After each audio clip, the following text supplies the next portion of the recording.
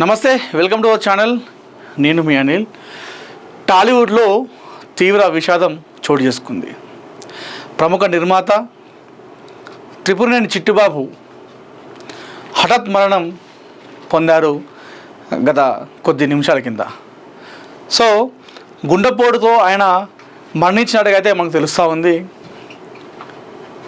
టాలీవుడ్తో ఆయనకి ఉన్న అనుబంధం ఇప్పటిది కాదు, కొన్ని దశాబ్దాలుగా ఆయనకు సినీ ఇండస్ట్రీతో అనుబంధం ఉంది. ఎందుకంటే ఆయన ఒక ప్రొడ్యూసర్గా తన ప్రస్థానాన్ని మొదలుపెట్టడం జరిగింది తెలుగు సినిమా ఇండస్ట్రీలో.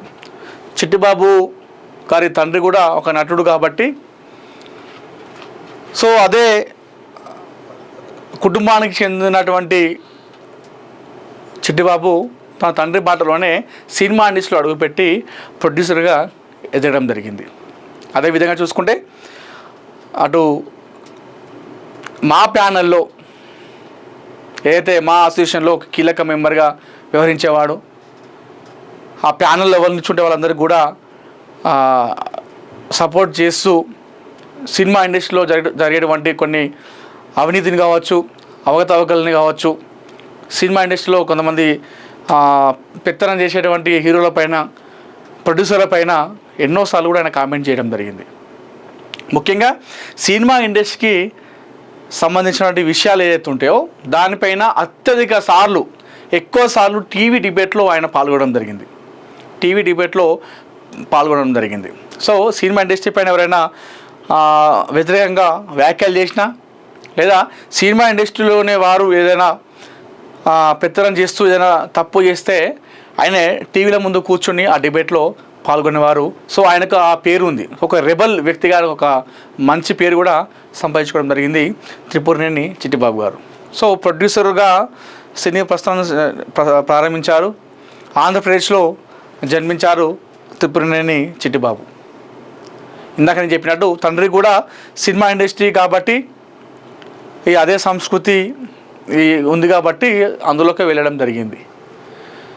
ప్రొడ్యూసర్గా, అదేవిధంగా నటుడుగా, ముఖ్యంగా మనం చెప్పుకుంటే జాంబిరెడ్డి సినిమా మనందరికీ తెలిసిందే. జాంబిరెడ్డి సినిమాలో ఒక సైకో క్యారెక్టర్ లాగా ఆయన యాక్టింగ్ చేయడం జరిగింది. సో ఏదైతే మనుషుల్ని ఇంజక్షన్లు వేస్తూ జాంబీలాగా తయారు చేసేటువంటి ఒక డాక్టర్గా ఆయన కూడా చేయడం జరిగింది. ఒక ఇంట్లో కొంతమంది మనుషుల్ని తీసుకెళ్ళి వాళ్ళకి బలవంతంగా ఇంజక్షన్ ఎక్కించి సో జాంబీలాగా తయారు చేయడము అనేది క్యారెక్టర్ మన అందరికి గుర్తుండే ఉంటుంది. జాంబిరెడ్డి సినిమా ముఖ్యంగా అందరూ చూసుకుంటారు.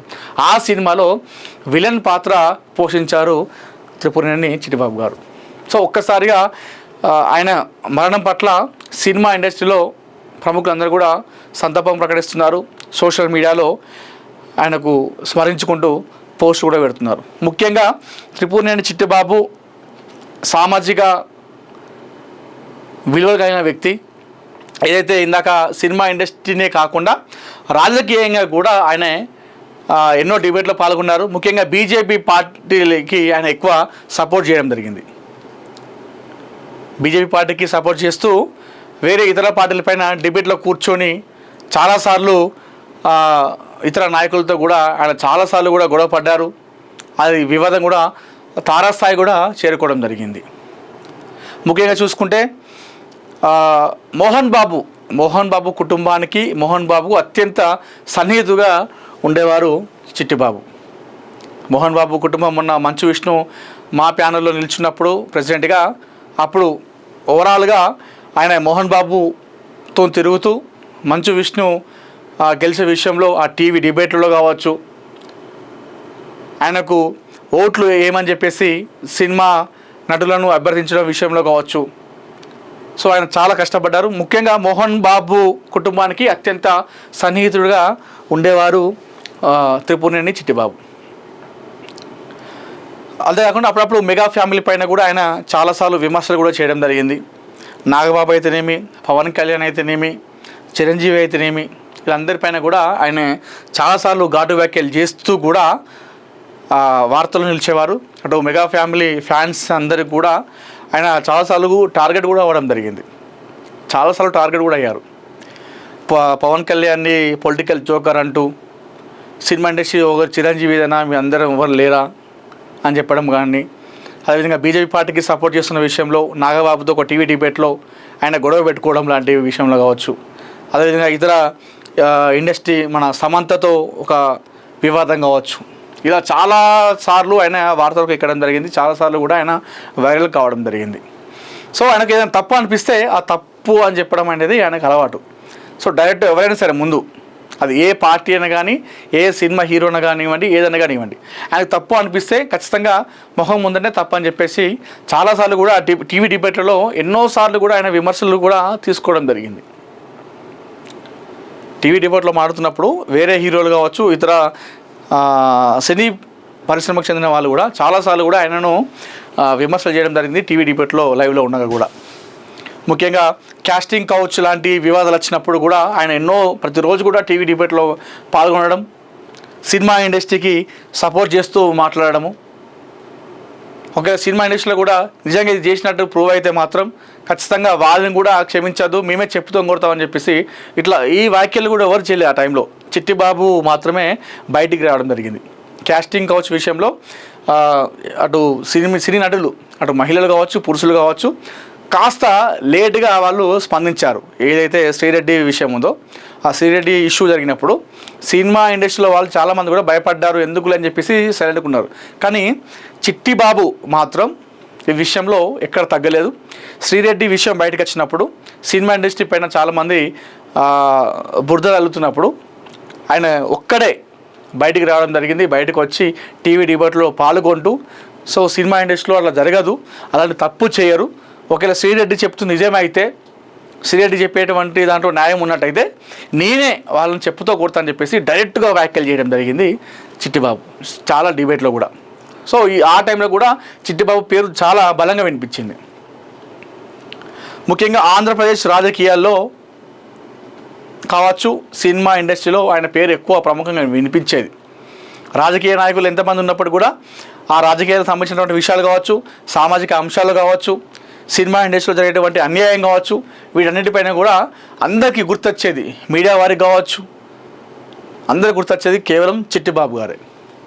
సో ఒక పొలిటికల్ ఇష్యూ ఉందనుకోండి ఆంధ్రప్రదేశ్లో, సో దానిపైన మాట్లాడడానికి ఎవరినొకరు తీసుకోవాలి మనం డిబేట్లోకి అనుకుంటే అప్పుడు మీడియా చిట్టిబాబుని ఆశ్రయించేది. సో చిట్టిబాబు ఆ విషయంలో ఆయన కలగేసుకొని డిబేట్లో కూర్చునేవాడు.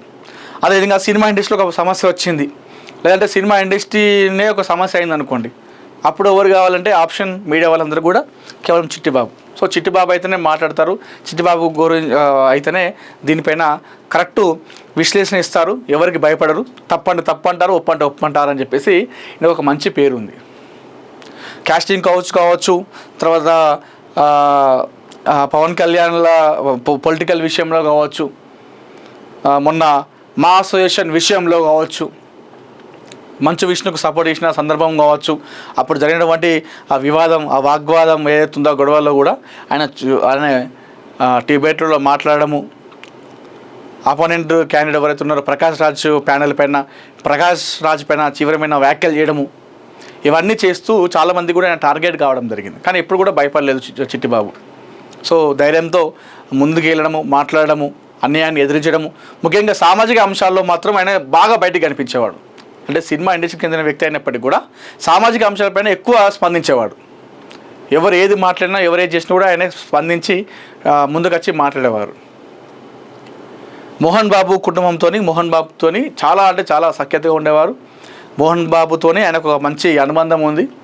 సో మోహన్ బాబు గురించి ఎవరైనా అగైనెస్ట్గా మాట్లాడితే వారిని అగైనెస్ట్గా ఎవరైతే మాట్లాడతారో మోహన్ బాబుకి వ్యతిరేకంగా, సో వారిపైన ఈయన దుమ్మెత్తి పోసేవారు మోహన్ బాబుకు సపోర్ట్ చేస్తూ. మొన్న మంచు మనోజ్ ఏదైతుందో, మంచు విష్ణు ఇద్దరి మధ్యలో గొడవలేనే కదా, ఆ విషయంలో కూడా మంచు మనోజ్ని చాలా ఆయన విమర్శలు చేయడం జరిగింది. మనోజ్ని కూడా తిట్టడం జరిగింది.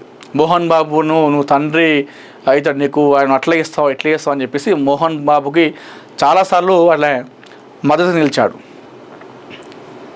సో ఆయన ఒక్కసారిగా గుండెపోటుతో మరణించడం అనేది అది సినిమా ఇండస్ట్రీకి ఒక తీరని లోటు అని చెప్పుకోవాలి. ఆయన రచయితగా, నిర్మాతగా, నటుడుగా, ఒక సామాజికవేత్తగా, ఒక మంచి పేరు సంపాదించుకోవడం జరిగింది. ఇంకా కాంట్రవర్సీలో కూడా ఆయనకు ఒక కేర్ ఆఫ్ అడ్రస్గా కూడా మారడం జరిగింది చాలాసార్లు, చాలా సందర్భాల్లో కూడా. డిబేట్లలో చాలాసార్లు వేరే వాళ్ళపైన, ఇతరులపైన తీవ్రమైన స్థాయిలో విరుచుకుపడ్డారు. అదే తరహాలో తీవ్రంగా కూడా ఆయన ఎదుర్కొన్నాడు కూడా. అంటే లైవ్లో ఆయన తిట్టడము, అవమానపరచడం, ఇవన్నీ కూడా ఆయన ఎదుర్కోవడం జరిగింది. మొన్న ఒక డిబేట్లో కూడా విశ్వక్సేన్ గొడవ జరిగినప్పుడు కూడా ఆయన అక్కడ కూడా ఉండడం జరిగింది. చిట్టిబాబు అక్కడ కూడా మాట్లాడడం జరిగింది. సో ఇట్లా సినిమాకు సంబంధించిన విషయాలు కావచ్చు, ఈ మన ప్రొడ్యూసర్ ఏదైతే మన కౌన్సిల్ ఉంటుందో టికెట్ రేట్ విషయంలో కావచ్చు, మొన్న సినిమా ఇండస్ట్రీలో కొన్ని గొడవలు జరిగినాయి. ఏది ప్రొడ్యూసర్స్ కావచ్చు, అది కార్మికులకు, ఆ కార్మికుల విషయంలో ప్రొడ్యూసర్స్ కౌన్సిల్ తప్పు చేస్తుందని చెప్పేసి ప్రొడ్యూసర్ల పైన కూడా ఆయన చాలాసార్లు గలమెత్తడం జరిగింది, విమర్శలు చేయడం జరిగింది. ముఖ్యంగా ఆయన టార్గెట్ ఏంటంటే పెద్ద పెద్ద హీరోలు ఎవరు ఉంటారు, పెద్ద నిర్మాతలు ఎవరైతే ఉంటారో, అంటే వేరే వాళ్ళకు ఛాన్స్ ఇవ్వకుండా మొత్తం వీళ్ళే పెత్తనం చేస్తున్నారు, చిన్న చిన్న హీరోలను తొక్కేస్తున్నారు, చిన్న సినిమాలను చంపేస్తున్నారు అనేది ఆయన భావన. ఆ విషయంలో పెద్ద పెద్ద హీరోలను, పెద్ద పెద్ద ప్రొడ్యూసర్లను కూడా ఆయనే విమర్శలు చేస్తూ ఎప్పుడు వార్తలు నిలిచేవారు. సో ఒక్కసారి ఆయన మరణించడంతో ప్రస్తుతం టాలీవుడ్లో ఒక విషాదం అయితే కనిపిస్తూ ఉంది. ప్రముఖులందరూ కూడా సంతాపం ప్రకటిస్తున్నారు. ఇప్పటికే ఆయన ఇంటి వద్దకు చేరుకున్నారు కొంతమంది ప్రముఖులు కూడా.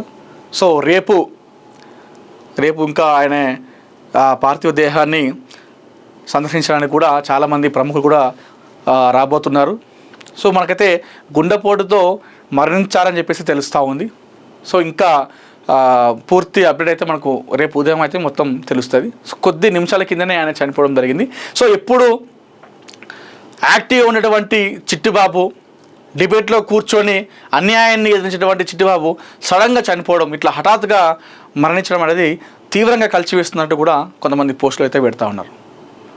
సో చిట్టిబాబు ఆయన బయోగ్రఫీ కావచ్చు, ఆయన వివాదాలు కావచ్చు, ఆయన సినీ ప్రస్థానం కావచ్చు, మొత్తంగా చూసుకుంటే ఇవన్నీ చెప్పుకోవాలి. సో రేపైతే ఆయన అంత్యక్రియలు కూడా రేపు జరిగేటువంటి అవకాశం ఉన్నట్టుగా అయితే మనకు కొంతమంది సోర్స్ ద్వారా అయితే తెలుస్తూ ఉంది.